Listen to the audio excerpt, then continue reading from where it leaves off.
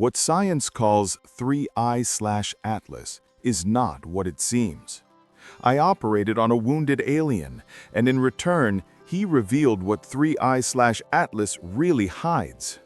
And once you understand it, you'll realize the story of comets, asteroids, and interstellar visitors is only a cover, a lie designed to keep humanity asleep.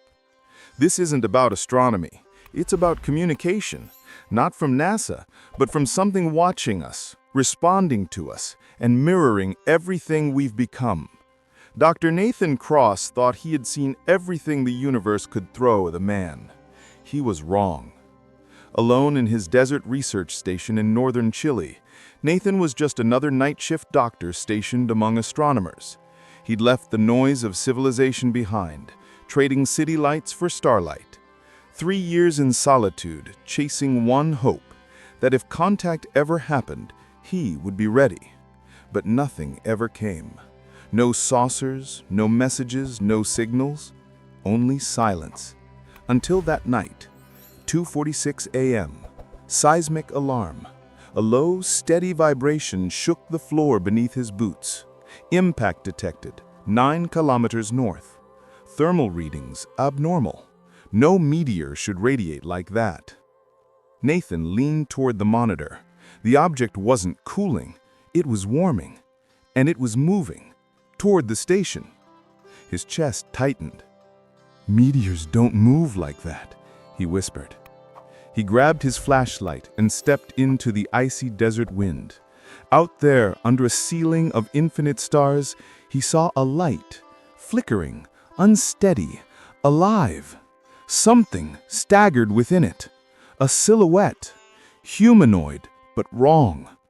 Long limbs, oversized head, and from its chest, silver-blue fluid dripped like molten starlight. The creature collapsed. Every instinct told Nathan to run, but another voice, older, deeper, the healer's voice, whispered, "Help it." He rushed forward, catching the being before it hit the sand. Lighter than expected, skin pulsed with faint luminescence. "You're hurt," he murmured. "Let's get you inside." He didn't know if it understood, but the creature didn't resist. It let him carry it back, into the station, into the light, into the unknown. Under the sterile glare of fluorescent lights, Nathan laid the being on a steel stretcher. Its breathing was shallow, its movements twitching in pain. Up close, the alien didn't look monstrous. It looked fragile, almost beautiful. The chest wound pulsed with a silver glow. The fluid wasn't blood. It shimmered like liquid light, thick and metallic. Beneath the torn surface, Nathan glimpsed tissue that looked organic, but pulsed with patterns, like microscopic circuitry woven into flesh. He swallowed hard. "I don't know your anatomy," he murmured, slipping on surgical gloves, "but I'll try." His hands trembled as he cleaned the wound. The smell was strange, ozone and something sweet, like electricity and nectar. He stitched, sealed, and pressed against the glowing injury. Then, a sound inside his head. A voice, not from his ears, but from within. "You can hear me." Nathan froze. He looked around. Empty room. Stillness. "Who said that?" he whispered. "Don't be afraid." The voice was soft, melodic. "You're helping me. The connection forms through touch." Nathan stared at his gloved hands pressed to the alien's chest. "You're in my mind." For now, pain opens channels, so does compassion. Every logical cell in Nathan's body screamed impossible, but his heart knew. "What are you?" he asked. "Traveler, observer, Lyran." "Lyran," he repeated. "You crashed?" "Emergency descent. Collision. I would not have survived the dawn without you." He glanced at the monitor. "You're stabilizing. Fast." We heal through light, energy, but it drains us. He exhaled shakily. This is insane. You think too much. You feel truth. That's why I reached you. Why me? Because you listen. Few do. The alien's black eyes opened, deep, reflective. Nathan felt something stir in his mind. Images, emotions, a vast desert, stars moving like living things, and under it all, an echoing hum like the pulse of the universe itself. He pulled his hands back, breaking the connection. The voice faded instantly. Silence, only the sound of the alien's breathing. Nathan sank onto a stool, staring. He had just operated on a telepathic being from another world, and somehow he wasn't afraid anymore. After a long pause, the alien spoke again, aloud this time, faint but clear. You wonder if you're dreaming. Nathan nodded. Either that or reality has stopped caring about logic. Logic will catch up later. For now, listen. What's coming will need you to remember this moment. What's coming? Lyron's gaze unfocused, as if staring beyond the walls, beyond the horizon. You call it 3I/Atlas, but it is not an object. It is awareness. Nathan frowned. You mean the interstellar object scientists detected last month? Yes, but you do not see it for what it is. Few will until it's too late. Nathan stared at the alien, heartbeat echoing in his ears. You're telling me 3I Atlas, the comet, the interstellar object, is alive? Lyron's gaze didn't waver. Alive is not the right word. It perceives. It responds. It mirrors. Mirrors what? You. Nathan blinked. Humanity? All consciousness on your planet, every thought, every fear, every vibration of emotion, it reflects and amplifies. That makes no sense. It's rock and ice. Lyron's voice was almost sorrowful. Matter is only the outer shell. 3I/Atlas is a construct, part physical, part energetic, a lens built to observe the frequency of civilizations. Observe. Built by who? Not who, what? A network of intelligences older than your species, older than most galaxies. They do not invade.